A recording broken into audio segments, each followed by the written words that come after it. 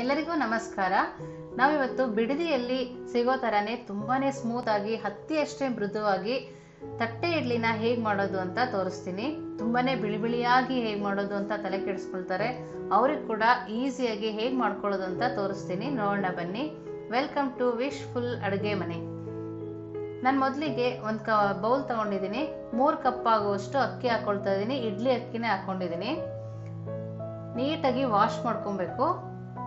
ನೋಡಿ, ಈ ಥರ ಕೈಯಲ್ಲಿ ಇಚ್ಕಿ ವಾಶ್ ಮಾಡ್ಕೊಬೇಕು. ಅದರಲ್ಲಿ 3 ಸರಿ ಆದರೂ ವಾಶ್ ಮಾಡ್ಕೊಬೇಕು. ಅದರಿಂದನೇ ವೈಟ್ ಬರೋದು ಇಡ್ಲಿ. ನೆನೆಯಕ್ಕೆ ಇಟ್ಕೊಳ್ತಾ ಇದ್ದೀನಿ. ನಾನು ಒಂದು 5 ಅವರ್ ನೆನೆಯಕ್ಕೆ ಇಟ್ಕೊಳ್ತೀನಿ. ಮತ್ತೆ ಒಂದು ಬೌಲ್ ತಗೊಂಡಿದ್ದೀನಿ. 1 ಕಪ್ ಆಗುವಷ್ಟು ಉದ್ದಿನ ಕಾಳನ್ನ ಹಾಕೊಂಡಿದ್ದೀನಿ.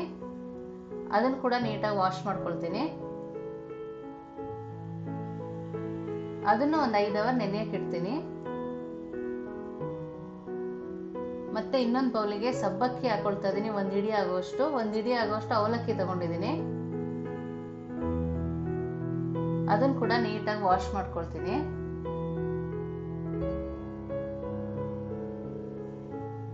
ಅದ್ರ ಜೊತೆಗೇನೆ ನೆನೆಯಕ್ಕೆ ಇಡ್ತೀನಿ.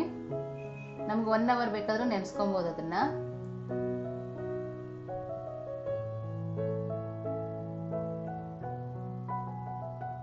ನೋಡಿ, ನಮ್ಗೆ ಇವಾಗ ಚೆನ್ನಾಗಿ ನೆಂದಿದೆ 5 ಅವರ್ ಆದ್ಮೇಲೆ. ನಾವು ಎಷ್ಟು ನೆನೆಸ್ಕೊಂತೀವೋ ಅಷ್ಟು ಚೆನ್ನಾಗಿ ಬರುತ್ತೆ ತಟ್ಟೆ ಇಡ್ಲಿ. ಮಿಕ್ಸಿ ಜಾರ್ಗೆ ಉದ್ದಿನ ಕಾಳನ್ನ ನೆನೆಸಿದ್ವಲ್ಲ, ಅದನ್ನ ಹಾಕೊಳ್ತಾ ಇದ್ದೀನಿ. ಅದ್ರ ಜೊತೆಗೇನೆ ಸಬ್ಬಕ್ಕಿ ಮತ್ತೆ ಅವಲಕ್ಕಿ ಕೂಡ ಸೇರಿಸ್ಕೊಳ್ತಾ ಇದ್ದೀನಿ.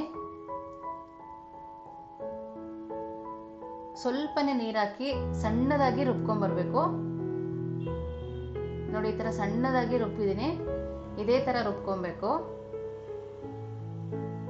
ಅದನ್ನ ಒಂದು ಬೌಲ್ಗೆ ಹಾಕೊಳ್ತಾ ಇದ್ದೀನಿ.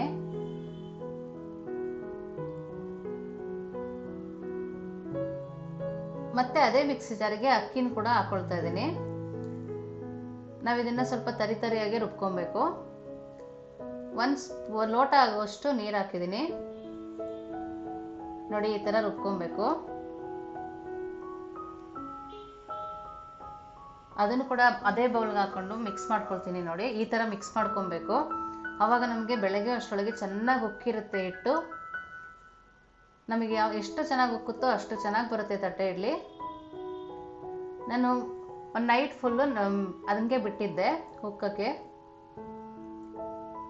1 ಸ್ಪೂನ್ ಉಪ್ಪು ಹಾಕೊಳ್ತಾ ಇದ್ದೀನಿ.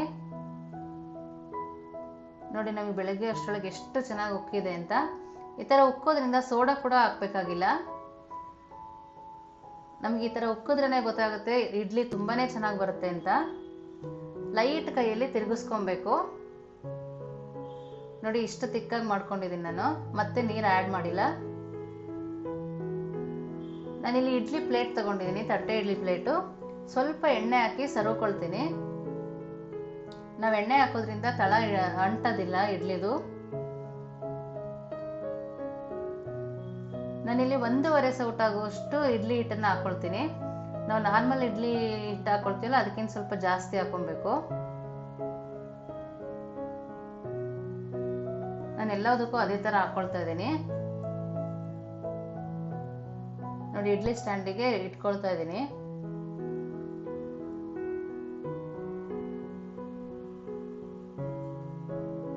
ನೋಡಿ, ತಟ್ಟೆ ಇಡ್ಲಿ ಸ್ಟ್ಯಾಂಡ್ ರೆಡಿ ಇದೆ. ನಾನಿಲ್ಲಿ ಇಡ್ಲಿ ಪಾತ್ರೆಯಲ್ಲಿ ನೀರು ಹಾಕಿ ಬಿಸಿ ಇಟ್ಕೊಂಡಿದ್ದೆ. ಅದೇ ಪಾತ್ರೆಯೊಳಗಡೆ ಇಟ್ಕೊಳ್ತೀನಿ. ಫ್ಲೇಮ್ನ ಹೈಯಲ್ಲಿ ಇಟ್ಟಿದ್ದೀನಿ. 5 ರಿಂದ 10 ನಿಮಿಷದೊಳಗೆ ಬೆಂದೋಗುತ್ತೆ. ನಾವು ಮಾಮೂಲಿ ಇಡ್ಲಿ ಬೇಯಿಸ್ತೀವಲ್ಲ, ಅದಕ್ಕಿಂತ ಒಂದು 3 ನಿಮಿಷ ಜಾಸ್ತಿ ಬೇಯಿಸ್ಕೊಬೇಕು. ನಿಮಗೆ ಅಷ್ಟು ಗೊತ್ತಾಗಿಲ್ಲ ಅಂದ್ರೆ ಕಡ್ಡಿಯಲ್ಲಿ ಪ್ರೆಸ್ ಮಾಡಿ ನೋಡ್ಕೊಳ್ಳಿ, ಅವಾಗ ಬೆಂದಿರುತ್ತಾ ಅಂತ ಗೊತ್ತಾಗುತ್ತೆ. ನಾನು ತಣ್ಣಗೆ ಹಾಕಿ ಎತ್ತಿಟ್ಕೊಳ್ತಾ ಇದ್ದೀನಿ. ನಾವು ಬಿಸಿನಲ್ಲಿ ತೆಗಿಯಕ್ಕಾಗಲ್ಲ, ಸ್ವಲ್ಪ ತಣ್ಣಗಾಗಬೇಕು.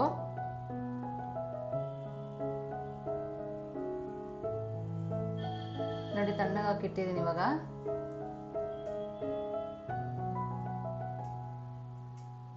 ನೋಡಿ, ಎಷ್ಟು ಚೆನ್ನಾಗಿ ಬಂದಿದೆ. ನಾನಿಲ್ಲಿ 1 ಸ್ಪೂನ್ ನೀರು ಹಾಕೊಂಡು ಎಡ್ಜಸ್ನ ಬಿಡಿಸ್ಕೊಳ್ತಾ ಇದ್ದೀನಿ. ತಳ ಅಂಟಬಾರ್ದು ಅಂತೇಳಿ ನೀರು ಹಾಕೊಂಡಿದ್ದೀನಿ. ನೋಡಿ, ಎಡ್ಜಸ್ನ ಈ ಥರ ಬಿಡಿಸ್ಕೊಂಡ್ರೆ ನಮ್ಗೆ ಈಸಿಯಾಗಿ ಬರುತ್ತೆ. ನೋಡಿ ಯಾವ ಥರ ಬರ್ತಾ ಇದೆ ಅಂತ. ನೋಡಿ, ಕೆಳಗಡೆ ಒಂದು ಪ್ಲೇಟಿಗೆ ಒಂಚೂರು ಅಂಟಿಲ್ಲ. ನೋಡಿ, ನೋಡಿ ಇಷ್ಟು ಸಾಫ್ಟ್ ಆಗಿರುತ್ತೆ, ಇಷ್ಟು ತಿಕ್ಕಾಗಿದ್ರೂ ತುಂಬ ತಿನ್ನಕ್ಕೆ ತುಂಬಾನೇ ಚೆನ್ನಾಗಿರುತ್ತೆ. ಬಿಡದಿಯಲ್ಲಿ ಯಾವ ಥರ ಸಿಗುತ್ತೋ ಅದೇ ಥರ ಟೇಸ್ಟ್ ಇರುತ್ತೆ. ನಾನು ಮತ್ತೆ ಇನ್ನೊಂದು ಕೂಡ ತೋರಿಸ್ತಾ ಇದ್ದೀನಿ ನೋಡಿ. ಹತ್ತಿಯಷ್ಟೇ ಮೃದುವಾಗಿರುತ್ತೆ, ತುಂಬಾನೇ ಸಾಫ್ಟ್ ಆಗಿರುತ್ತೆ